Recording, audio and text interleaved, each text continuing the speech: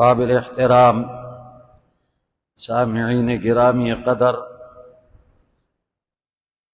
قرآن مجید کی جس آیت کی میں نے تلاوت کی، گزشتہ 2 جمعات میں بھی اسی سے متعلق جو اللہ کے احکامات تھے وہ عرض کیے۔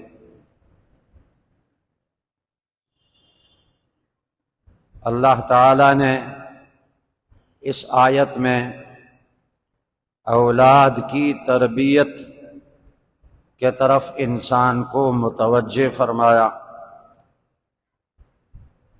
اولاد کی تربیت والدین پر فرض ہے، اور تربیت کریں گے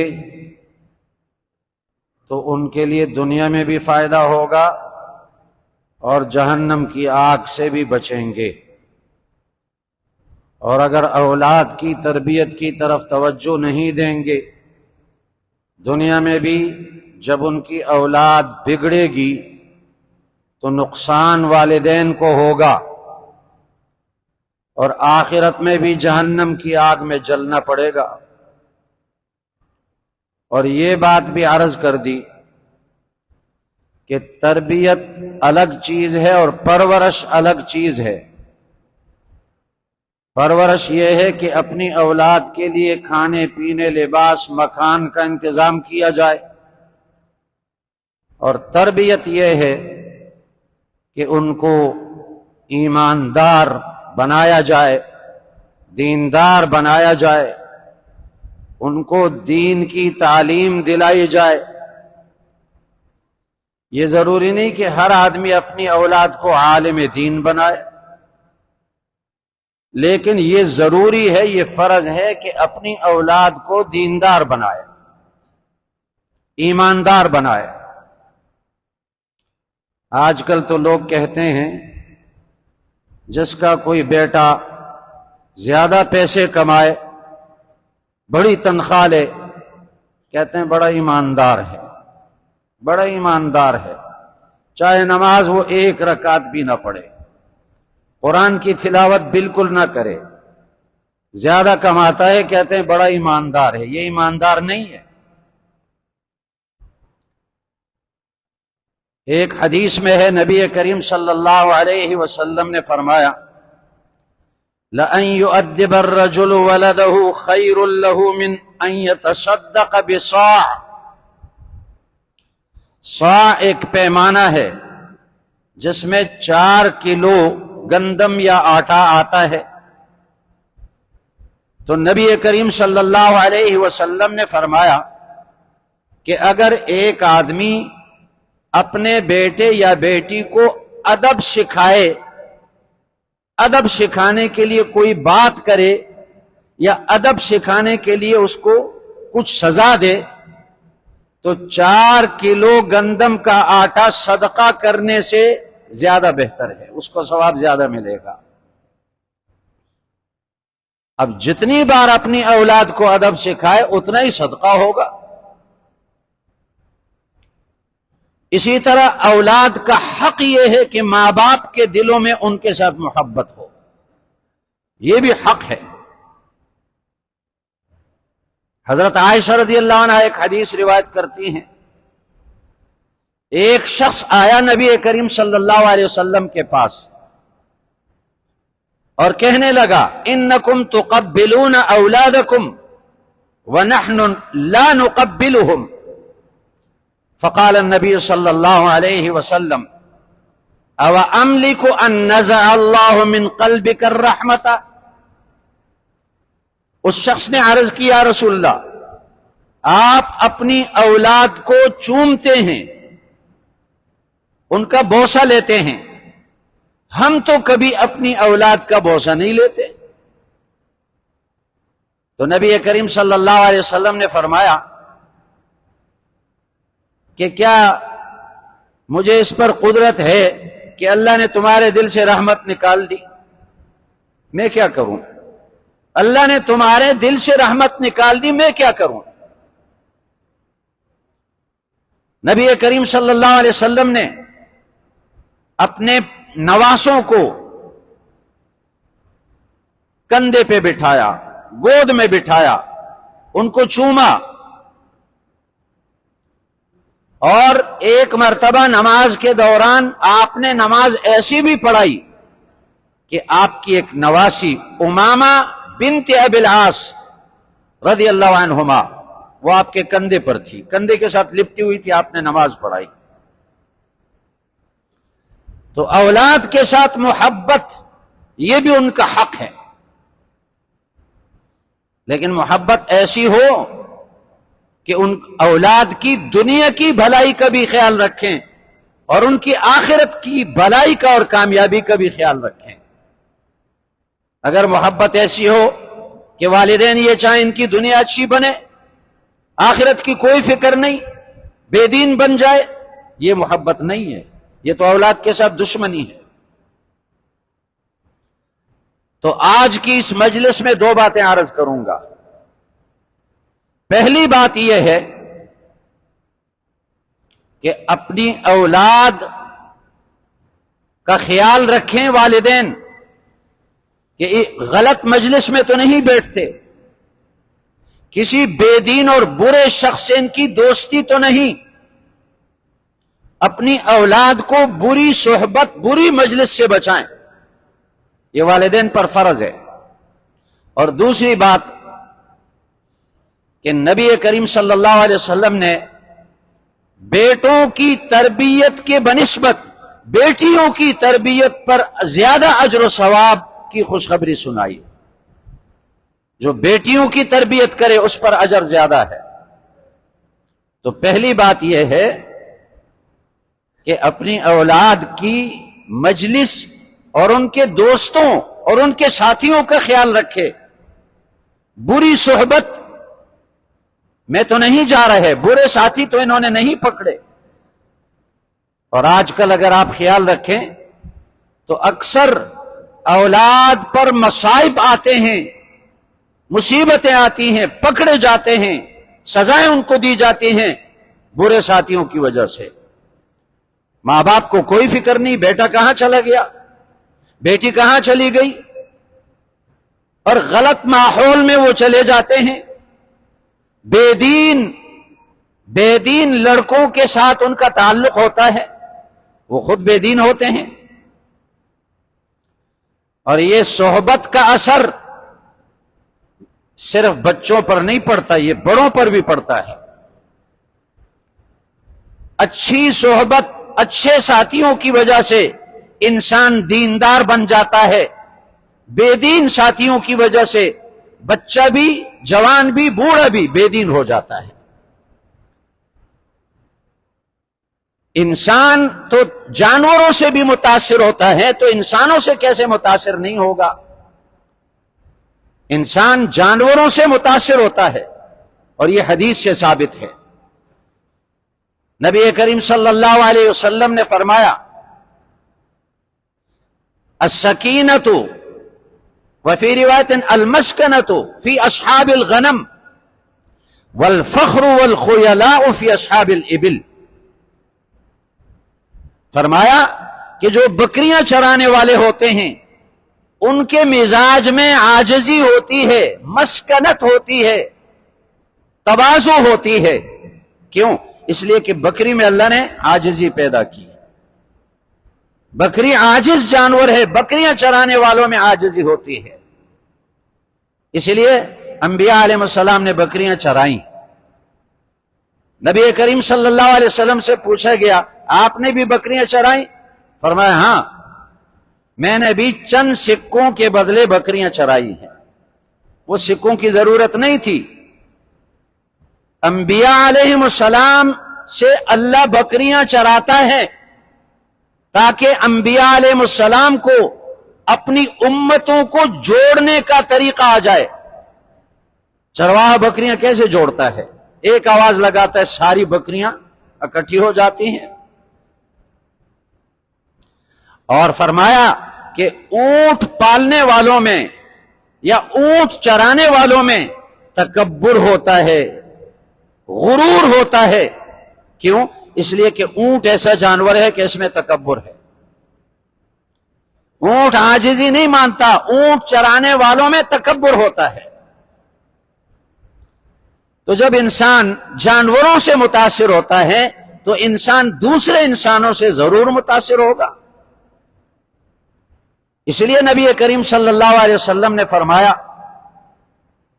مثل الجلیس الصالح والجلیس السیئ کحامل المسک ونافخ الکیر، فحامل المسک اما ان یحذیک او تبتاع منہ او تجد منہ رائحة طیبہ، ونافخ الکیر اما ان یحریق ثیابک او تجد منہ رائحة منتنہ۔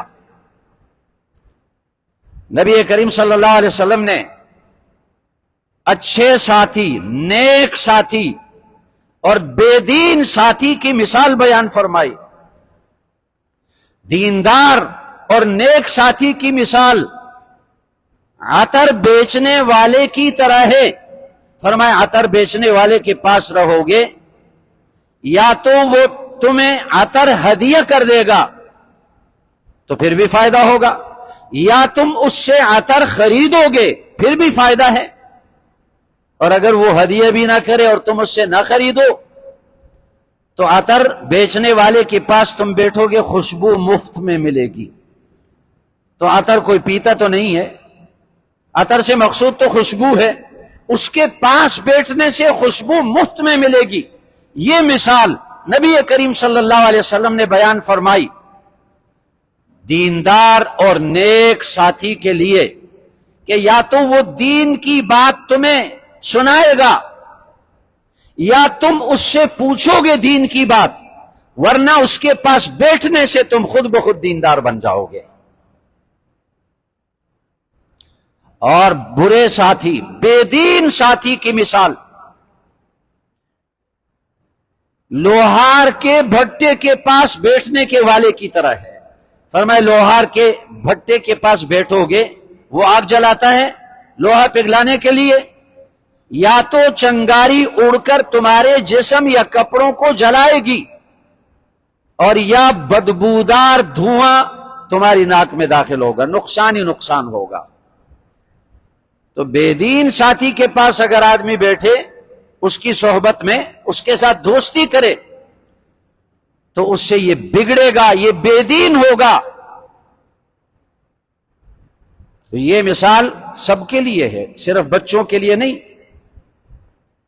اپنے بچوں کی بھی نگرانی کریں والدین، یہ لڑکے اور لڑکیاں، ان کے بچے اور بچیاں یہ کہاں جا رہے ہیں، کن ساتھیوں کے پاس ان کا اٹھنا بیٹھنا ہے، کیسی مجلسوں میں جا رہے ہیں۔ اگر وہ چھوٹا بچہ ہے، یہ نہ سمجھے کہ اس کو شعور نہیں، چلو یہ کسی محفل میں ناچ گانے کی تقریب میں چلا جائے، وہاں جائے گا بے دین ہوگا۔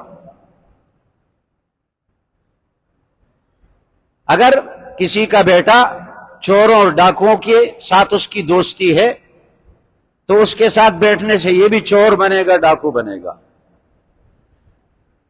آج ہر محلے میں وارداتیں ہوتی ہیں چوری کی، ڈاکہ کی۔ یہ کون ہے؟ یہ آسمان سے نہیں اترتے، یہ انہی مسلمانوں کے بیٹے ہیں، اور وہ فسادات میں لگے ہوئے ہیں، اور والدین پوچھتے بھی نہیں بیٹے سے کہاں گئے تھے، دیر سے کیوں آئے، کیوں دیر کر دی تم نے، کوئی نہیں پوچھتا۔ تو کیا یہی اولاد جب قیامت کے دن دوزخ کی آگ میں جلے گی، اس کو برداشت کر لیں گے والدین؟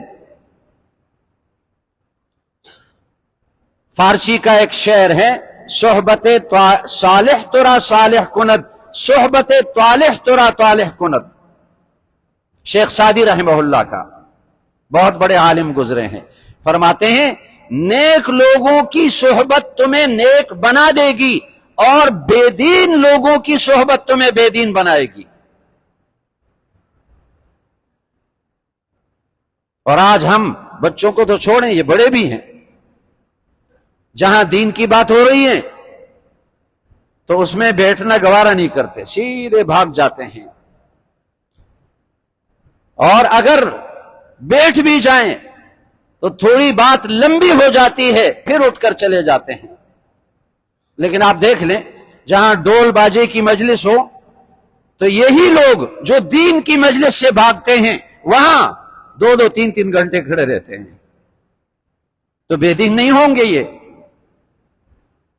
ہمارے تبلیغی ساتھی کہتے ہیں کہ بیٹھ جاؤ، تعلیم میں بیٹھ جاؤ، بیان میں بیٹھ جاؤ، کوئی تیار نہیں ہے وہاں بیٹھنے کے لیے. جبکہ حدیث جو میں نے سنائی اس سے تو پتہ چلا کہ نیک لوگوں کے ساتھ بیٹھنے سے بھی انسان نیک بنتا ہے. حدیث میں آتا ہے کہ جہاں ذکر کے حلقے لگتے ہیں وہاں دین کی باتیں ہوتی ہیں، فرشتے آتے ہیں اللہ کی طرف سے حالات دیکھنے کے لیے یہ لوگ کیا کرتے ہیں، پھر فرشتے واپس جا کر کارگزاری سناتے ہیں.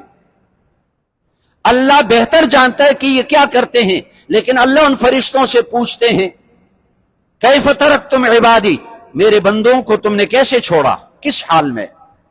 یہ بطور فخر کے فرشتوں کے سامنے فخر کرنے کے لیے اللہ پوچھتے ہیں ان سے. فرشتے کہتے ہیں اے پروردگار وہ تیرا ذکر کر رہے تھے. پھر اللہ پوچھتے ہیں کیا مانگ رہے تھے، تو فرشتے بتاتے ہیں کہ وہ تجھ سے جنت مانگتے تھے. پھر اللہ پوچھتے ہیں کس چیز سے پناہ مانگتے تھے، فرشتے بتاتے ہیں جہنم سے پناہ مانگتے تھے. تو اللہ فرماتے ہیں کہ تم گواہ رہو میں نے ان کے لیے جنت لکھ دی اور جہنم سے پناہ ان کے لیے لکھ دی. تو چونکہ فرشتوں کو حکم ہے کہ پورے حالات سنائیں، ایک فرشتہ کہتا ہے پروردگار ایک آدمی ان میں ایسا بیٹھا تھا جو اپنے کام کے لیے آیا تھا، مقصد اس کا اس حلقے میں بیٹھنا نہیں تھا، اپنے کام کے لیے آیا تھا. تو اللہ فرماتے ہیں حدیث کے الفاظ ہیں ہم الجلساء لا یشقی بہم جلیسہم، یہ ایسے ہم نشین ہیں، ایسے ساتھی ہیں کہ ان کے ساتھ اپنی غرض کے لیے اگر کوئی بیٹھنے والے وہ بھی بدبخت نہیں ہوگا، وہ بھی محروم نہیں ہوگا، اس کو بھی انعام مل جاتا ہے. تو اس لیے اپنی اولاد کے بارے میں اس بات کا خیال رکھنا چاہیے کہ کن مجلسوں میں یہ جاتے ہیں، کیسے انہوں نے دوست اپنے بنائے ہیں، دیندار ہیں بے دین ہیں. ان کو بے دین دوستوں سے، بے دین ساتھیوں سے بچانا والدین پر فرض ہے، اور اپنی جان کے لیے، اپنی ذات کے لیے بھی ہم پر فرض ہے کہ ہم بری مجلسوں سے بچیں، بے دینی کی مجلسوں سے بچیں، دینی مجلسوں میں ہم بیٹھیں. جن لوگوں کے ساتھ، جس قسم کے لوگوں کے ساتھ دل میں محبت ہوگی، تو نبی کریم صلی اللہ علیہ وسلم نے فرمایا المرء مع من احب، آج دنیا میں جن کے ساتھ تم نے محبت رکھی قیامت کے دن انہی کے ساتھ اٹھائے جاؤ گے. اگر دنیا میں دین والوں کے ساتھ محبت رکھی قیامت میں دینداروں کے ساتھ اٹھائے جاؤ گے. اگر دنیا میں بے دین لوگوں کے ساتھ محبت رکھی قیامت کے دن بے دین لوگوں کے ساتھ اٹھائے جاؤ گے. تو اولاد کی تربیت کے لیے ضروری یہ ہے کہ ان کے لیے اچھا ماحول پیدا کیا جائے، برے ماحول سے ان کو بچایا جائے. اور دوسری بات جو عرض کرنی ہے کہ اولاد نرینہ بھی ہوتی ہے اور زنانہ بھی ہوتی ہے، لڑکے بھی ہوتے ہیں لڑکیاں بھی ہوتی ہیں. آج کے دور میں اگر بیٹا پیدا ہو جائے تو اس خاندان کے لوگ خوشی مناتے ہیں، عورت بھی فخر کرتی ہے کہ خاندان میں، سسرال میں اس کو عزت مل گئی. لیکن اگر بیٹی پیدا ہوتی ہے تو پھر وہ خوشی نہیں ہوتی، والدین کو بھی وہ خوشی نہیں ہوتی، خاندان والوں کو بھی نہیں ہوتی. یہ جاہلیت کا طریقہ ہے، یہ کفر کے زمانے کا طریقہ ہے. زمانے جاہلیت میں کیا ہوتا تھا، بیٹیوں کے پیدا ہونے پر شرمندگی محسوس کرتے تھے لوگ، اور یہ قرآن میں ذکر کیا اللہ نے بیٹی پیدا ہوئی، شرمندگی محسوس کی. یہ کیوں پیدا ہوئی؟ یہ خبریں بھی آتی ہیں بعض علاقوں سے کہ بیٹی پیدا ہو گئی، اس کو اسی وقت قتل کر دیا. بیٹی پیدا ہوئی، بیوی کو قتل کر دیا. کیوں بیٹی پیدا ہوئی؟ یا طلاق دے دی. یہ کفر کے زمانے کا طریقہ ہے. بیٹوں سے زیادہ محبت رکھنا اور بیٹیوں سے کم محبت رکھنا یہ جاہلیت کا طریقہ ہے، یہ کفر کے زمانے کا طریقہ ہے. یا تو دونوں سے برابر محبت رکھی جائے، لیکن بہتر یہ ہے کہ بیٹیوں سے زیادہ محبت رکھی جائے بنسبت بیٹوں کے. زمانے جاہلیت میں کیا ہوتا تھا؟ وَإِذَا بُشِّرَ أَحَدُهُمْ بِالْأُنثَىٰ ظَلَّ وَجْهُهُ مُسْوَدًّا وَهُوَ كَظِيمٌ يَتَوَارَىٰ مِنَ الْقَوْمِ مِنْ سُوءِ مَا بُشِّرَ بِهِ أَيُمْسِكُهُ عَلَىٰ هُونٍ أَمْ يَدُسُّهُ فِي التُّرَابِ. اگر کسی کو بیٹی کے پیدا ہونے کی خبر دی جاتی، اس کو خبر دی جاتی تیری بیٹی پیدا ہو گئی، تو اللہ نے اس کے چہرے کی کیفیت بیان فرمائی، اس کے دل کی کیفیت بیان فرمائی. اس آیت میں اس کے دماغ کی کیفیت بیان فرمائی. جب اس کو خبر دی جاتی تیرے گھر میں بیٹی پیدا ہوئی، ظل وجہہ مسودا، چہرہ شرم کے مارے کالا ہو جاتا، سیاہ ہو جاتا. یہ قرآن میں اللہ نے ذکر کیا، چہرہ شرم کی وجہ سے سیاہ ہو جاتا. شرمندگی محسوس کرتے تھے، دوستوں سے کیسے ملیں گے، مجلسوں میں کیسے جائیں گے، لوگ کہیں گے تیری بیٹی پیدا ہو گئی. اور اللہ نے ان کے دل کی کیفیت بیان فرمائی، وَهُوَ كَظِيمٌ، دل غصے سے بھر جاتا تھا. کیوں یہ بیٹی پیدا ہوئی؟ اور اللہ نے اس کے دماغ کی کیفیت بیان فرمائی، أَيُمْسِكُهُ عَلَىٰ هُونٍ أَمْ يَدُسُّهُ فِي التُّرَابِ. دماغ سے سوچنے لگتا تھا کہ اس بیٹی کو اپنے پاس روک لوں، زندہ رکھوں تو کیا ہوگا؟ اگر زندہ رکھوں علی ہون، ذلت اٹھانی پڑے گی، زندہ رکھوں تو ذلیل ہو جاؤں گا. ورنہ دوسری صورت ام یدسہ فی التراب، اس کو مٹی میں دبا دوں. تو پھر وہ اسی دوسری بات کو ترجیح دیتا تھا. باپ خود جا کر قبر کھودتا، بیٹی کو قتل بھی نہ کرتا، ذبح نہ کرتا، گولی نہیں مارتا تھا، زندہ بیٹی کو قبر میں رکھ کر اوپر سے تختے بھی نہیں رکھتا تھا، مٹی ڈال دیتا تھا. یہ جاہلیت کا طریقہ تھا. تو آج جو لوگ بیٹوں کو پسند کرتے ہیں، بیٹیوں کو پسند نہیں کرتے، یا بیٹوں کے ساتھ زیادہ محبت رکھتے ہیں، بیٹیوں کے ساتھ محبت نہیں رکھتے، وہ جاہلیت کے طریقے پر چل رہے ہیں. اور یہ بدبخت یہ نہیں سوچ رہے کہ ہمارے نبی صلی اللہ علیہ وسلم کی نسل آج تک اور قیامت تک چلی ہے بیٹی کے ذریعے سے. رسول اللہ صلی اللہ علیہ وسلم کے 3 بیٹے پیدا ہوئے، قاسم، ابراہیم اور عبداللہ. 3 بیٹے، تینوں بچپن میں وفات پا گئے. کوئی 2 سال کی عمر میں، کوئی 1.5 سال کی عمر میں، بچپن میں تینوں کا انتقال ہوا. اور رسول اللہ صلی اللہ علیہ وسلم کی 4 بیٹیاں تھیں، حضرت زینب اور حضرت ام کلثوم اور حضرت فاطمہ، اور چوتھی اور تھی. 4 بیٹیاں. اب باقی بیٹیوں کی نسل کا پتہ نہیں چلتا، لیکن حضرت فاطمہ رضی اللہ عنہا سے رسول اللہ صلی اللہ علیہ وسلم کی نسل اب تک چلی اور قیامت تک چلے گی. تو جو نبی کریم صلی اللہ علیہ وسلم کا امتی ہو وہ تو بیٹی سے زیادہ محبت رکھے گا کہ ہمارے نبی صلی اللہ علیہ وسلم کی نسل چلی ہے بیٹی کے ذریعے سے.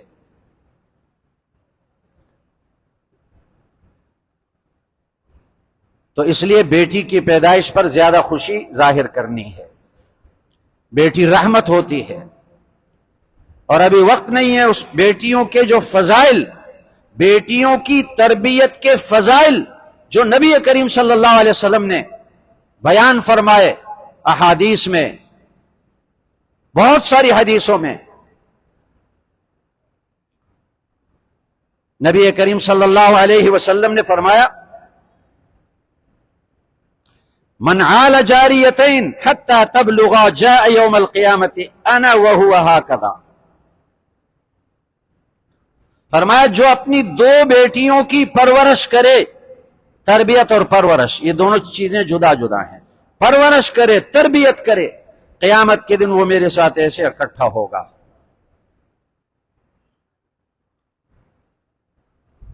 ایک حدیث میں واقعہ آتا ہے، حضرت عائشہ رضی اللہ عنہ فرماتی ہے ایک عورت میرے گھر میں آئی اور اس کی دو بیٹیاں تھیں، ساتھ چھوٹی چھوٹی بچیاں۔ اس عورت نے شکایت کی کہ گھر میں کھانے کے لیے کوئی چیز نہیں، میں بھی بھوکی ہوں، بیٹیاں بھی بھوکی ہیں، اگر آپ کے گھر میں کوئی چیز ہو تو آپ ہمیں کھلا دیں۔ حضرت عائشہ رضی اللہ عنہ نے فرمایا کہ میں نے گھر میں تلاش کیا، ایک دانہ کھجور کا ملا۔ نبی کریم صلی اللہ علیہ وسلم کے پاس یہ نہیں کہ مال آیا نہیں، جو آیا اس کو خرچ کیا۔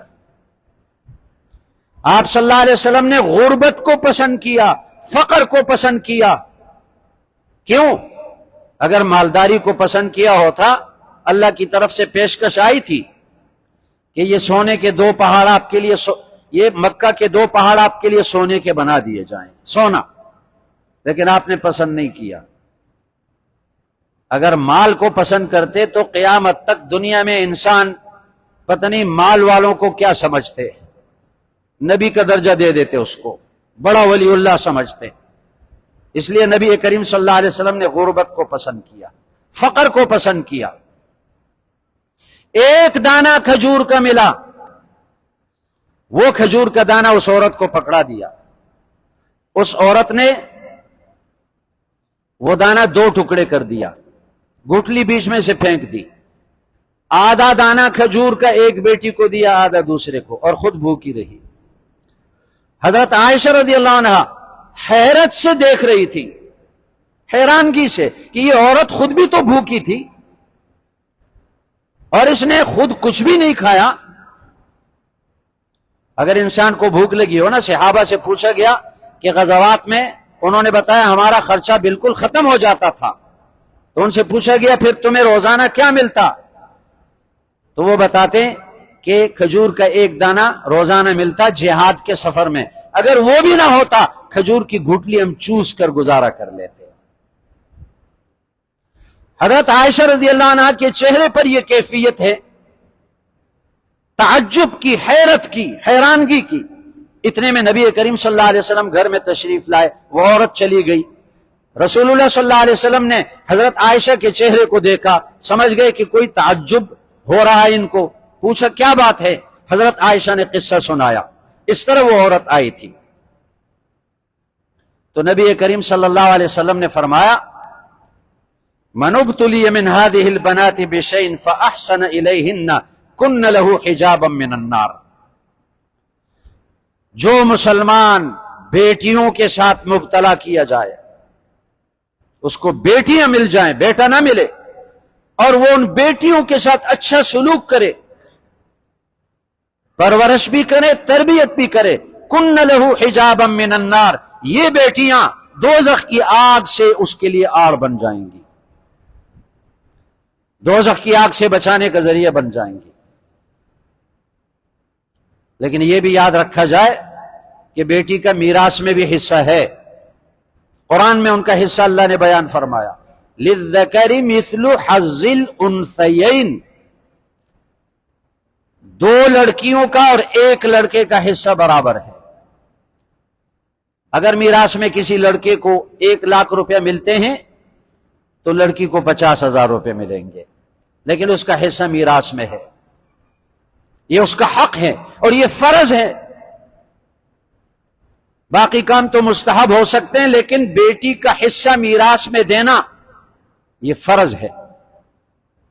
یا تو والدین اپنی زندگی میں ان کا حصہ دے دیں، والدین کا انتقال ہوا تو بھائیوں پر فرض ہے کہ وہ اپنی بہنوں کا حصہ ادا کریں، لیکن ہمارے مسلمان اس کو بھی نہیں مانتے، بیٹی کا حصہ نہیں مانتے میراث میں۔ دیکھیں اگر کوئی حصہ نہیں دیتا بیٹی کا تو اس نے ظلم کیا اور قیامت کے دن پکڑا جائے گا. لیکن اگر کوئی یہ دعویٰ کرے کہ بیٹی کا کوئی حصہ نہیں ہے میراث میں، کافر ہو جائے گا، کافر ہو جائے گا.